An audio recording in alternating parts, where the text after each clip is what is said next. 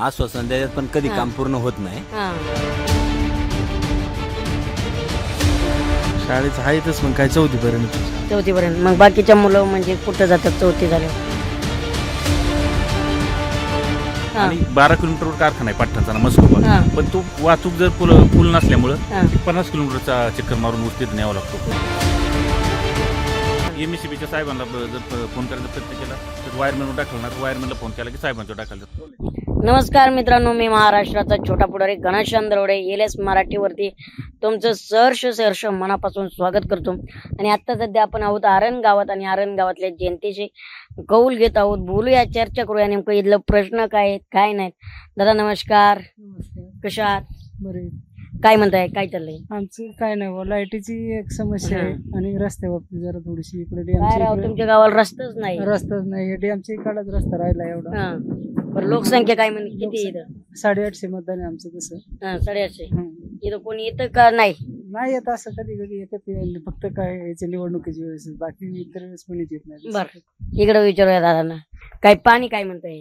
पाणी आहे पण लाईट लाईट नाही. हा. आणि लाईट आल्यावर पाणी नसते म्हणायचं. बरोबर आहे. पण डॅम वगैरे आहेत, पाणी आहे का त्याच्यात? आहे ना. लाईटीची कशी समस्या आहे? घेतलंय?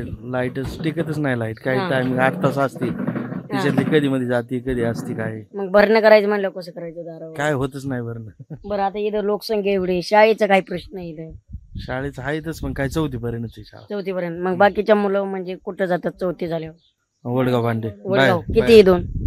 इथून 4 किलोमीटर 4 किलोमीटर. हा. इथं बस वगैरे येत नाही. बस नाही इथं कोणी बघत नाही का तुमच्याकडे कोणी? नाही काय, फक्त इलेक्शनच्या पुरतच येते सगळं. बर, इलेक्शनच्या पुरते येत आहे. किती अजूक सुद्धा 21व्या शतकात गावापर्यंत बस पोहोचलेली नाही.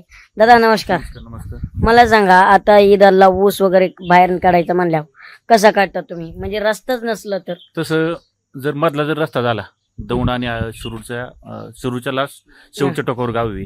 हा. पलीकडे वडगाव बांडे म्हणून दौंड तालुका गाव आहे. हा. मध्ये एक छोटासा पूल आहे, त्याला हा. कठड नाही. हम्म. शाळेची अडचण अशी आहे की 4थी पर्यंत शाळा आहे हा. आणि इथली 100-200 विद्यार्थी पलीकडे वडगाव बांडेला शाळेला जातात. हम्म. आणि जर आता आपण तिकडे 3 किलोमीटर 4 किलोमीटर वडगाव बांडे जर कॅमेऱ्यामध्ये जर घेतलं पूल साहेब लय बारीक कठड आहे त्याला. हा. आणि पावसाळ्यात तर जातात येत नाही विद्यार्थ्यांना, त्या डॅमवरच पाणी असते. 15 बरोबर. दिवस तेवढी डॅमच बंद असतो रस्ता. 15 दिवस. हो. मग कसं करतं गाव?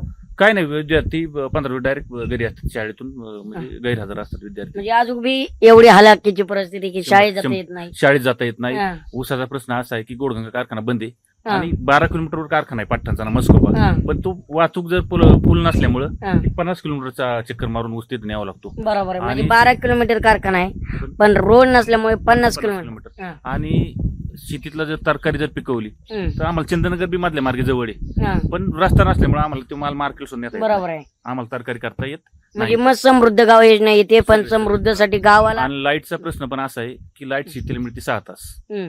फक्त. आणि रात्रीची 10ला लाईट गेली, हम्म. म्हणजे संध्याकाळी 6ला लाईट गेली तर रात्रीची 10ला लाईट येते जाते. आणि परत 10ला 11:30 लाईट घाला होता तर पाठ 3-4 लाईट तो 1 तासभर सोडतात. हम्म. आणि एकतर आमचं शिरूर बिबट्या शेतातलं हा. गाव आहे. इथं माग शेळ्यांच्या माणसाच्या हल्ले झालेले बिबट्यांचे. बरोबर. पण मग रातभर गाव अंधारात, अंधारात सिंगल फेज नाही, काहीच फेज नाही, नाही. काय सिंगल फेज नाही, काही नाही. मोटरची लाईट 6 तास असते, त्याच्यापैकी फक्त 4 तास 3 तास टिकते, इतर वेळेस गोठ्याला जातो. बरोबर बरोबर. किती म्हणजे अंधारात जगायचं म्हणा. एमएससीबीच्या साहेबांना जर फोन करण्याचा प्रयत्न केला तर वायरमॅनवर टाकणार, वायरमॅनला फोन केला की साहेबांच्यावर हा, टाकायला म्हणजे हे सूत्र चालूच राहतं. चालूच मी बघितलं का अजून काही लाईटीचा प्रश्न नाही, इथं रस्त्याचा प्रश्न. कसं जातो हो याला सामोरे रोज? सामोरे जायचं म्हणजे खूप अवघड हालाकीचं. म्हणजे तुम्ही विचारू नये ना आम्ही सांगू नये असा बरोबर, आमचा बरोबर. प्रश्न आहे. हा. लाईटीचा एवढा प्रश्न आहे की बरोबर 6 वाजता म्हणजे 6 वाजता महिलांचा स्वयंपाक, मुलांचा अभ्यास, हम्म. लहान बाळ असतात, हम्म. दार काढायचे गायांच्या, बरेच काम असतात. बरेच काम कधी असतात हा. नेमके 6 ते 7 किंवा 8 वाजेपर्यंत. 8 वाजेपर्यंत. पण अगदी 6ला लाईट बरोबर गेली की रात्रीच्या 10 वाजता म्हणजे light येते. दिवसाची लाईट पण अंधाराची लाईट नसते. हा, अंधाराची हा. लाईट नाही. आणि दिवसा पण दिवसभरातून 10 वेळा झटके मारणार किंवा 20 वेळा जाणार, किती वेळा जाईल याचा काही नियम नाही त्या मग लाईट. शेतीला भरणं वगैरे कसं करायचं? लक्ष देऊनच लाईट आली की थोडा वेळ तेवढा वेळ काय भरता येईल तसं भरायचं हा. आणि थांबायचं. काय पर्याय नाही बरोबर. त्याला. आता तोंडात घास आलेला सुद्धा खावा कसा असा प्रश्न पडला. बरोबर त्यात कांद्याला बाजार नाही बरोबर. आणि इतकं अवघड झालं की सगळी परिस्थिती म्हणजे लईच अवघड. म्हणजे म्हणजे आम्ही विचारून आणि तुम्ही सांगू नका. सांगू ना अशी परिस्थिती हा. आमची सध्याची तर आहे आता. बरोबर बरोबर. खूपच अवघड. आणि इथं तुमचा आवाज उठवायला तरी येणार कोण? आवाज उठायला कोणी नाहीत. आपलं इलेक्शन पुरतं थोडस जास्त बरोबर करतात हे, पण जास्त काय असं खास लक्ष विशेष लक्ष कोणी देत नाही. आणि बरोबर. आमचं गाव शिरूर तालुक्याच्या एकदम टोकाला आहे. क्या बात आहे. एकदम टोकाला आहे. पण टोकाला म्हणता नाही, इकडे मतदानापुरते येत आहे टोकाला, पण परत काही येत नाही. काही इथं मातबर नेते तुमच्याकडे काय बघतायत का? कधी आलेले कोणी वाटतात का इकडे? नाही, येतात आश्वासन देतात पण कधी हा. काम पूर्ण होत नाही. हा. आमचं फक्त हा, एकच नाही म्हणणं म्हणता येत नाही, नाही येणार असं म्हणता येत नाही. येतात बरोबर आहे. पण येतात आश्वासन देतात. आश्वासन देतात आणि परत येत नाही. हम्म. असं म्हणणं आहे की बुवा तुमच्या दृष्टिकोनातून किंवा आमच्या हा. दृष्टिकोनातून जे आता पलीकडे दौंड तालुका आहे आम्हाला, हा. म्हणजे एकदम शेवटच्या टोकाचं गाव आहे ना. पलीकडे दौंड तालुका असल्यामुळं जाण्या येण्याचा प्रश्न ज्यांनी सांगितलं, आपले जे कार्यकर्ते आहेत आपले, बरोबर. त्यांनी सांगितलं तोच प्रश्न. शाळेच्या मुलांना जायला सोय नाही. आता तुम्हाला मोबाईल मध्ये दाखवतो, ज्या टायमाला पाऊस येतो ना तेव्हा बघा अशी परिस्थिती असते. तुम्ही कॅमेऱ्यात घ्या भयानक. वाटलं तर. भयानक म्हणजे म्हणजे याला ना, पुढं साईड बघा आता दुधाचा गवळी आहे, हा. एकदम घसर गुंडी, म्हणजे धोकादायक. मुलांसाठी बी धोका, शेतकऱ्यांसाठी बी धोका. उलट श्याम तो चांगला ड्रायव्हर आहे म्हणून येतोय. हा, चांगला ड्रायव्हर हा. म्हणून. आणि आता हे तर आहे ना, हे आता गाडी चालवता म्हणजे डायरेक्ट एकंदरीत- पडली होती. बरोबर आहे. पडली म्हणजे डायरेक्ट अशी घसरली आणि पडली. म्हणजे- म्हणजे तिथं होतो, लगेच दुसऱ्याला उचलायला लावली गाडी. म्हणजे इतकं परिस्थिती वाईट की डॅमवरून जायलाच पडेल चान्स नाही.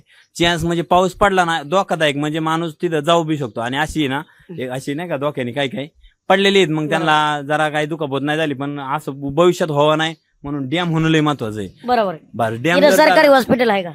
सरकारी हॉस्पिटल नाही, पण दर गुरुवारी एक बस येते, थोडस ट्रीटमेंट देतात नॉर्मल हा. नाही का, म्हणजे गोळ्या औषध देतात हा. थोडी. फक्त तेवढा पूल झाला ना, आमच्या शिक्षणाच्या मुलांची सोय होईल. दुसरा मुद्दा, जे गवळी लोक जातात दूध घालायला बरोबर. किंवा काही भाजीपाला घेऊन, त्यांची सोय होईल.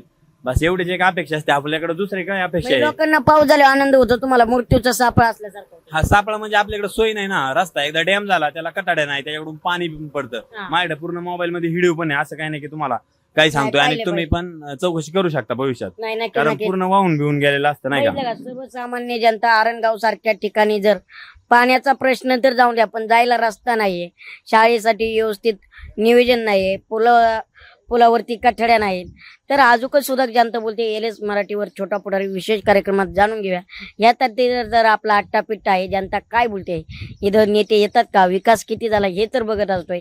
छोटा पुढारी विशेष कार्यक्रम एलएस मराठी न्यूज. छत्रपती संभाजी महाराजांच्या पावनभूमीतील महागणपतीच्या आशीर्वादाने पंचतारांकित MIDC म्हणून ओळख असलेल्या शिरूर तालुक्यातील प्रत्येक गावचा आवाज बनवून प्रत्येक प्रश्नाला वाचा फोडण्यासाठी, शेतकऱ्यांना न्याय देण्यासाठी आणि तरुणांचे प्रश्न सोडवण्यासाठी LS मराठीच्या माध्यमातून आम्ही येतोय आपल्या गावी, आपल्या दारी.